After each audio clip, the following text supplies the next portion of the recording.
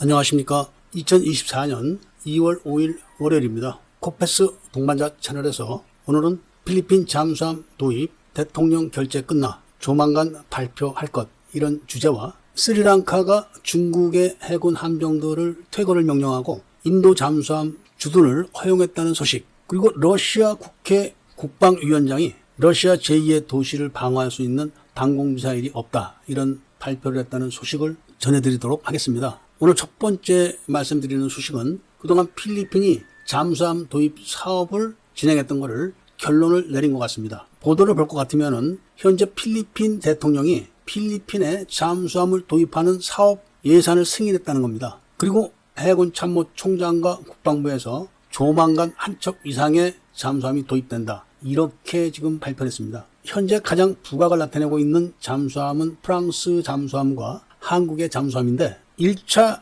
사업을 진행했을 때는 한국의 DSM이 1400이 가장 유력했습니다. 왜냐하면 예산이 딱 거기에 맞춰서 발표됐기 때문에 그런 겁니다. 그런데 필리핀에서 그 사업을 합병하면서 예산이 늘어났습니다. 그러면서 필리핀 해군이 프랑스에 가서 잠수함 훈련을 받고 왔습니다. 이렇게 되니까 한국은 기존에 제안을 했던 DSM이 1400 잠수함을 취소하고 KSS-3PN 잠수함으로 교체한다고 발표를 했었습니다. 즉 도산 안창호급 배치 3를 축소한 그런 잠수함이고, 필리핀이 수정된 발표에 의거해서 AIP를 탑재하지 않고 리튬 배터리만 탑재하는 그런 축소용 모델을 발표했습니다. 그러니까 프랑스는 아직 리튬 배터리를 장착한 잠수함이 없습니다. 한국은 현재 리튬 배터리를 장착한 잠수함을 진술해서 시험 운항을 하고 있습니다. 그리고 리튬 배터리 분야에서는 세계 최고의 회사들을 한국이 보유하고 있습니다. 이 부분에서 한국의 잠수함이 훨씬 더 유리한 걸로 지금 알려지고 있습니다. 그리고 필리핀 해군의 전투 체계가 모두 하나에서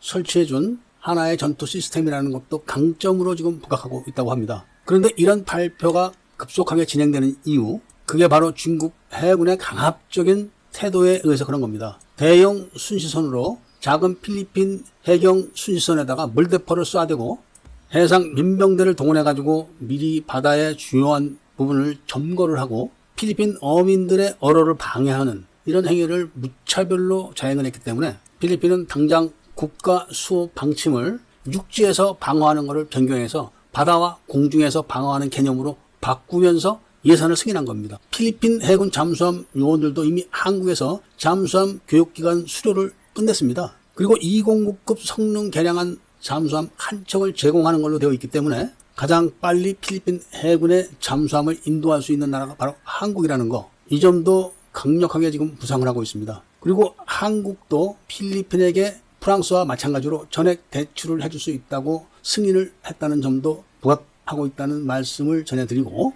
그 다음에는 놀라웠게 스리랑카가 중국에게 반기를 들었다는 소식입니다. 그러니까 다 아시다시피 스리랑카에는 중국 잠수함이 주둔을 하고 있고 해양조사선이 주둔을 하고 있는데 다 나가, 이렇게 요구를 하고 기지를 폐쇄해버렸다는 겁니다. 그리고 가까운 지역에 인도의 잠수함을 주둔하게 허락을 했다는 소식입니다. 아직도 스리랑카는 중국에 대한 부채를 탕감하지 못했지만 너무나 악랄한 중국의 수탈에 대해서 극도로 분노한 민심을 달래기 위해서 중국 잠수함과 해양조사선의 기지를 강제로 폐쇄를 해버린 겁니다. 그런데 문제는 중국이 스리랑카에서는 철수를 하지만 인근 방글라데시로 주둔지를 옮겼기 때문에 인도에 대한 잠수함 위협은 끝나지는 않았다는 겁니다. 인도는 벵골만에서 중국과의 수중 대결의 우위를 차지하기 위해서 이번에 독일에게 잠수함 건조를 의뢰한 바 있습니다. 지금 진행하고 있죠. 이 벵골만이 세계 물류의 50%를 차지할 정도로 아주 중요한 지역입니다. 이 지역을